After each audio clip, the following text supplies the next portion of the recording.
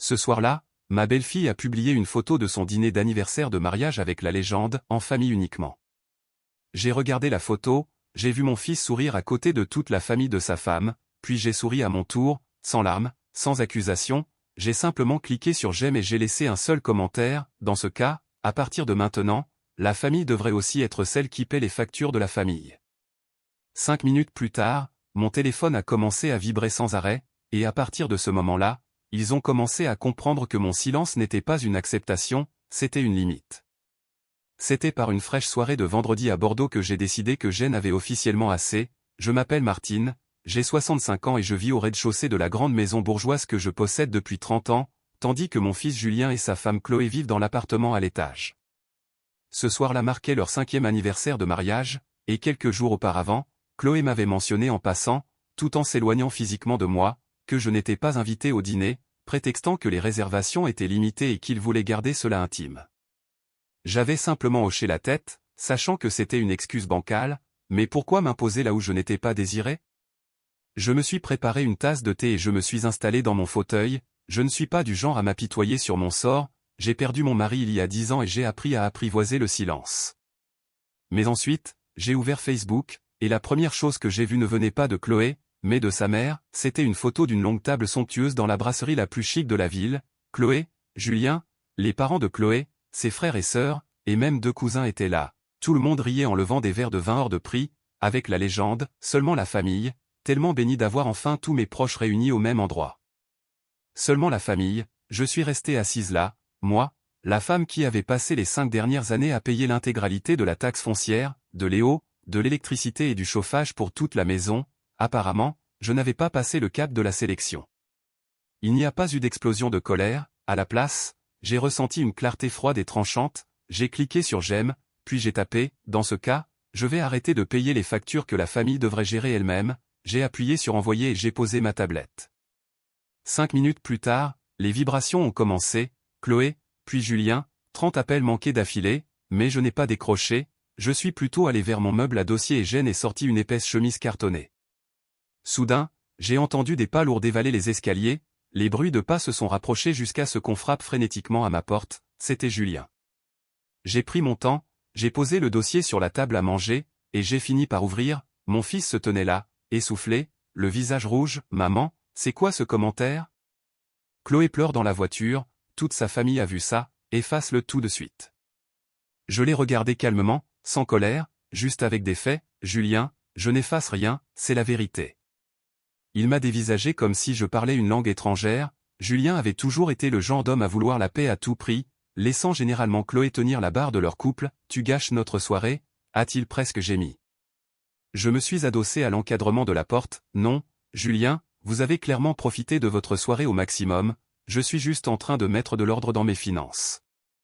Je lui ai tendu la première feuille de mon dossier, la facture d'électricité du dernier trimestre. À partir du 1er du mois prochain, l'électricité et les eaux pour l'appartement du Haut seront à vos noms. J'ai déjà annulé le prélèvement automatique auprès d'EDF et de Suez sur mon compte bancaire. Julien a eu l'air de voir le sol se dérober sous ses pieds, mais pourquoi maintenant? J'ai esquissé un petit sourire fin, parce que j'ai réalisé que je ne suis pas de la famille, et si je ne suis pas de la famille, je ne devrais pas porter les fardeaux de la famille. Il a ouvert la bouche pour protester, mais les mots ne venaient pas, il savait que j'avais raison. Juste à ce moment-là, la lourde porte d'entrée a claqué, Chloé était sortie de la voiture et montait les marches du perron en tapant du pied, elle s'est avancée vers Julien, le visage déformé par un mélange de fureur et de honte. C'est du chantage, Martine, a-t-elle sifflé. J'ai secoué lentement la tête en refermant la porte à moitié. Non, Chloé, c'est juste la vie d'adulte.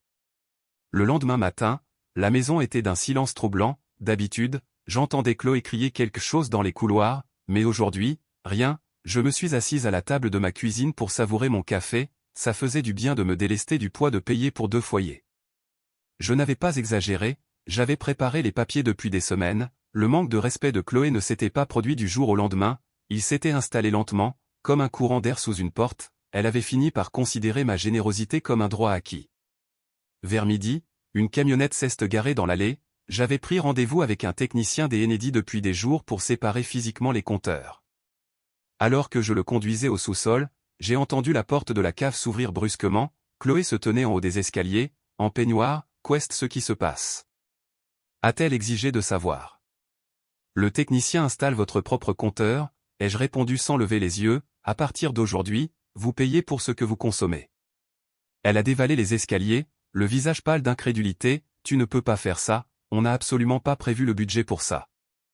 Je me suis tourné vers elle, tu vis ici sans payer de loyer depuis 5 ans, Chloé, budgétiser ta propre lumière et ton eau, c'est le strict minimum, tu es une femme intelligente, je suis sûr que tu trouveras une solution. Elle m'a lancé un regard noir, c'est injuste, tu nous punis juste parce que je voulais un petit dîner privé. J'ai fait un pas vers elle, je ne punis personne, j'ajuste simplement mes dépenses pour qu'elles correspondent à mon statut dans votre vie, si vous me traitez comme une étrangère, vous payez les factures comme des étrangers. Elle a tourné les talons et a couru à l'étage, et plus tard dans l'après-midi, je les ai entendus se disputer vraiment pour la première fois, la façade parfaite se fissurait. Le lundi matin, la phase 2 a commencé, car au fil des années, Chloé avait pratiquement annexé le jardin, ses meubles de terrasse hors de prix bloquaient mon coin préféré sous le vieux cerisier, et quand elle invitait des amis, je me sentais prisonnière de ma propre maison, restant à l'intérieur pour ne pas déranger, mais tout ça, c'était fini. J'ai appelé 2 étudiants de la fac du coin qui cherchaient à se faire un peu d'argent de poche, et pendant que Chloé était au travail et que Julien était connecté à une réunion sur Zoom à l'étage, nous nous sommes mis au travail, je leur ai fait déplacer avec soin chaque pièce du salon de jardin de Chloé jusqu'à leur grande terrasse privée au premier étage. Il ne s'agissait pas d'être méchante, il s'agissait de redistribuer l'espace, puis je suis allé à la jardinerie, j'ai acheté 2 magnifiques fauteuils en métal de style Fermob et une petite table en teck, je les ai installés exactement là où se trouvaient ces meubles, et pour couronner le tout, j'ai installé un élégant paravent en bois entre mon espace patio et le reste du jardin. Ça faisait très chic, mais le message était clair, et quand Chloé est rentrée à la maison, j'étais déjà assise sous le cerisier avec un verre de chablis et un livre. J'ai entendu ses talons claquer sur les dalles puis s'arrêter brusquement, elle a fixé le paravent et mes nouvelles chaises, où sont mes meubles ? A-t-elle demandé, la voix tremblante. J'ai tourné une page, je les ai fait monter sur votre terrasse, le jardin appartient à mon appartement, j'aimerais profiter de mon été en paix. Mais on fait toujours nos barbecues en bas, a-t-elle protesté. Tu peux toujours le faire, ai-je dit en prenant une gorgée de vin, en haut sur ta terrasse, vous aurez beaucoup plus d'intimité pour ces fêtes strictement familiales.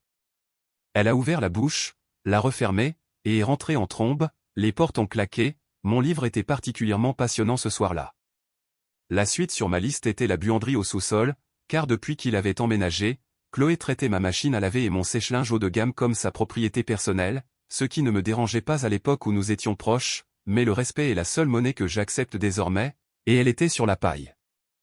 Elle laissait ses vêtements mouillés dans le tambour pendant des jours ou me demandait de simplement mettre ses affaires dans le sèche-linge puisque j'étais déjà descendu, et le mercredi matin, je suis descendu pour trouver les chemisiers de Chloé et les affaires de sport de Julien éparpillées sur la table de pliage.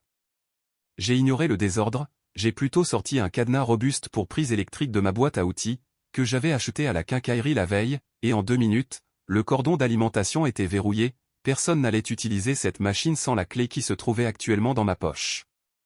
Le jeudi soir, j'ai entendu des pas frénétiques dans les escaliers de la cave, puis Chloé appelant Julien, je suis sorti dans le couloir au moment où Julien fixait la machine, « Maman, tu as verrouillé la machine à laver ?» Chloé a une réunion importante demain et a besoin de son tailleur. Je me suis adossé à la rampe, en effet, j'ai remarqué que la machine faisait un bruit bizarre à cause d'une utilisation excessive, comme nous sommes des foyers séparés maintenant, vous devriez probablement songer à acheter votre propre équipement. Mais où est-ce qu'on est censé faire notre lessive ce soir ? A demandé Julien, l'air désespéré. Il y a une laverie automatique à 3 rues d'ici, ai-je suggéré, au moment où Chloé surgissait de derrière lui, le visage rouge de rage, tu fais ça exprès, tu essaies de nous mettre à la porte. Je l'ai regardé droit dans les yeux, non, Chloé, je prends juste soin de mes propres affaires, si tu aimes le luxe de l'indépendance, il faut payer pour l'avoir. Le samedi a apporté une leçon d'autosuffisance, c'était une règle non écrite que je faisais les grandes courses pour tout le monde, je remplissais le grand frigo supplémentaire de la cave avec de beaux morceaux de viande, des produits frais et les eaux pétillantes préférées de Chloé, il se servait simplement à chaque fois qu'il avait faim. Ce matin-là, je suis allé au supermarché comme d'habitude, mais mon caddie est resté léger, j'ai acheté exactement ce dont j'avais besoin pour moi-même, un pavé de saumon, des asperges fraîches, des fruits et une bonne bouteille de vin, et quand je suis rentré, j'ai vidé le frigo du sous-sol, je l'ai récuré, je l'ai débranché et j'ai laissé la porte entr'ouverte pour l'aérer. Ce soir-là, j'ai entendu Chloé descendre au sous-sol, probablement pour chercher une bouteille de vin, Un instant plus tard, elle était à ma porte, elle n'a même pas frappé, elle a juste essayé de tourner la poignée, mais j'avais pris l'habitude de verrouiller ma porte.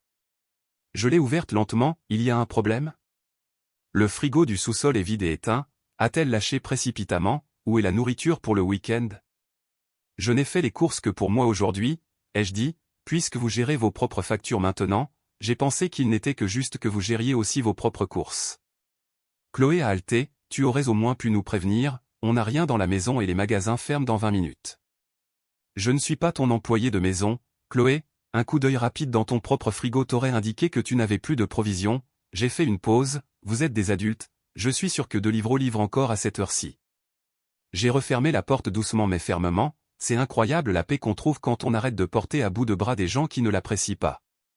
Le dimanche était traditionnellement ma journée en cuisine, pendant des années, Julien s'attendait à un bon poulet rôti dominical ou à un grand repas de famille, et souvent, Chloé invitait ses parents ou des amis sans même me le demander, il s'asseyait à ma table et me laissait les servir comme une serveuse. Ce dimanche-là, je me suis réveillé tôt, mais au lieu d'attraper mon tablier, j'ai pris une longue douche chaude, j'ai mis ma robe préférée et un peu de rouge à lèvres, et j'avais réservé une table dans un bistrot très prisé sur les quais de la Garonne. À 11 heures, je suis sorti, et en quittant l'allée avec ma voiture, j'ai vu Julien regarder par la fenêtre de l'étage, l'air confus, car d'habitude, l'odeur du romarin et de l'ail aurait déjà envahi la maison. J'ai passé 3 heures glorieuses au bistrot, j'ai fait un repas incroyable, bu une coupe de champagne, et fait une promenade au bord de l'Éau, et quand je suis rentré chez moi vers 17 heures, la tension dans la maison était à couper au couteau. Julien était assis sur la dernière marche du perron, « Maman, tu étais où? Les parents de Chloé sont venus pour le déjeuner, on croyait que tu cuisinais. » J'ai accroché mon manteau, « Pourquoi cuisinerais-je, Julien?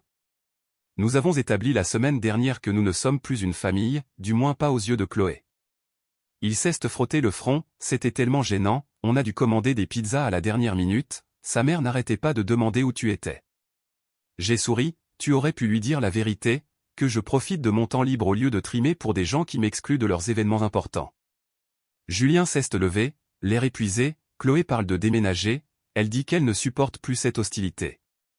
Je l'ai regardé dans les yeux, ma voix était douce mais ferme, ce n'est pas de l'hostilité, Julien, ce sont des limites, et si elle veut déménager, je ne vous en empêcherai pas. La menace de déménager était la dernière tentative de Chloé pour reprendre le contrôle, elle pensait qu'en tant que veuve vivant dans une grande maison, ma plus grande peur était de me retrouver seule, mais elle avait tort, je m'étais senti bien plus seul en étant ignoré par eux alors qu'ils vivaient sous mon toit. Le mardi soir, Julien a frappé à ma porte, il était très pâle et tenait une pile de papier, je l'ai fait entrer et j'ai préparé du thé, il s'est assis à la table et a étalé des impressions, des annonces d'appartements et un budget gribouillé, on a regardé les loyers dans le quartier, a-t-il commencé doucement, c'est de la folie, avec nos salaires et le fait de devoir maintenant payer toutes nos factures et notre nourriture, il ne nous resterait rien pour voyager ou pour les cours de Pilates 2. Chloé. J'ai bu une gorgée de thé et j'ai attendu. Maman, a-t-il fini par dire en me regardant d'un air suppliant, on ne peut pas juste revenir à comme c'était avant. On s'excusera pour la photo. J'ai posé ma tasse, Julien, ce n'est pas juste une question de photo, c'est une question de respect fondamental, vous avez vécu ici gratuitement, utilisé mon argent, et vous m'avez traité comme une obligation agaçante. Il a baissé la tête, je sais, j'ai été lâche, je voulais juste avoir la paix avec Chloé. Je comprends ça, ai-je dit doucement, mais on n'achète pas la paix en laissant quelqu'un d'autre se faire exploiter, vous pouvez rester, mais la gratuité, c'est fini, si vous restez, on signe un vrai bail de location et je vais vous demander un loyer au prix du marché. Julien a dégluti difficilement, Chloé n'acceptera jamais ça, elle dit que la maison finira par être à moi de toute façon. Mon regard s'est durci, peut-être, mais d'ici là, elle est à moi, je suis encore en vie, Julien, et je refuse de vivre comme un fantôme dans ma propre maison. Quand Julien a remonté la nouvelle à l'étage, l'orage a éclaté, j'ai entendu la voix de Chloé s'élever, des portes claquer, le bruit d'un verre qui se brise, elle n'était pas habituée à ce qu'on lui dise non, elle pensait que j'étais faible. Le lendemain matin, après le départ de Julien pour le travail, je suis allé à la cave, j'ai attrapé 10 grands cartons de déménagement, je les ai scotchés pour les monter, et je les ai empilés dans le couloir commun, puis j'ai frappé à leur porte, Chloé a ouvert en peignoir, les yeux rouges à force d'avoir pleuré ou crié, elle s'est raidie en me voyant, qu'est-ce ce que tu veux? Je t'aille apporter des cartons, ai-je dit calmement, Julien a mentionné que mes conditions étaient inacceptables, je voulais vous faciliter le déménagement au maximum, as-tu besoin de gros scotch? Elle m'a dévisagé comme si je l'avais giflé, sa menace n'était qu'un coup de bluff, une démonstration de force pour me faire plier, elle n'avait jamais eu l'intention d'abandonner sa vie confortable, tu jetterais vraiment ton propre fils à la rue, a-t-elle craché. Julien est toujours le bienvenu ici, ai-je répondu, mais c'est un homme adulte qui fait ses propres choix, s'il choisit de partir avec toi, c'est son droit, mais Jeanne est fini de me faire manquer de respect dans la maison que j'ai payée. Chloé a reculé, elle a réalisé à ce moment-là qu'elle avait perdu, aucune fausse larme ni tentative de culpabilisation n'allait marcher, j'avais quitté son échiquier de manipulation. Les cartons sont dans le couloir, ai-je ajouté en me retournant pour m'éloigner, je ne me sentais pas triomphante, je ressentais juste une clarté profonde et paisible. Ce soir-là, il n'y a plus eu de cris, juste le murmure sourd de deux personnes obligées d'affronter la réalité, et 2 semaines plus tard, une petite camionnette de location était garée dans l'allée, Chloé n'avait pas pu ravaler sa fierté au point de payer un loyer à sa belle-mère, alors ils avaient trouvé un petit 3 pièces en périphérie de la ville. Julien l'a aidé à porter les cartons en silence, et quand ils ont eu fini, Julien est entré dans mon appartement une dernière fois, il avait l'air fatigué, mais aussi étrangement soulagé, les disputes étaient terminées, il m'a tendu les clés de l'appartement du haut, je suis désolé, maman, pour tout, a-t-il dit doucement en me serrant dans ses bras, c'était la première véritable et honnête étreinte que nous partagions depuis des années. Je lui ai tapoté le dos, ça ira, Julien, parfois on a besoin d'un peu de distance pour se rappeler de la vraie valeur de quelqu'un, ma porte te sera toujours ouverte. Il a hoché la tête, s'est retourné et est monté dans la voiture avec Chloé, qui regardait droit devant elle pendant qu'il s'éloignait, je suis resté à la fenêtre pour les regarder partir. Quand la voiture a tourné au coin de la rue, j'ai pris une longue et profonde inspiration, la maison était totalement silencieuse, mais ce n'était pas un silence lourd ou solitaire, c'était parfaitement paisible. Je suis monté à l'appartement vide, ça sentait le produit pour le sol et le nouveau départ, j'ai décidé que j'allais faire de légères rénovations et le louer à un gentil couple de retraités tranquilles, et avec ses revenus supplémentaires, je voyagerai peut-être en Italie ou sur la côte des Azurs. Je suis retourné dans mon salon, je me suis assise dans mon fauteuil préféré et j'ai pris ma tablette, j'ai pensé à cette photo pendant une seconde, j'avais l'impression qu'elle avait été prise dans une autre vie, je n'avais pas fomenté de grandes vengeances ni engagé d'avocat, j'avais simplement arrêté de me faire toute petite, j'avais repris les clés de ma propre vie. J'ai ouvert mon livre, j'ai bu une gorgée de thé et je me suis adossé, je n'étais plus un personnage secondaire dans l'histoire de quelqu'un d'autre, j'étais désormais le personnage principal de la mienne.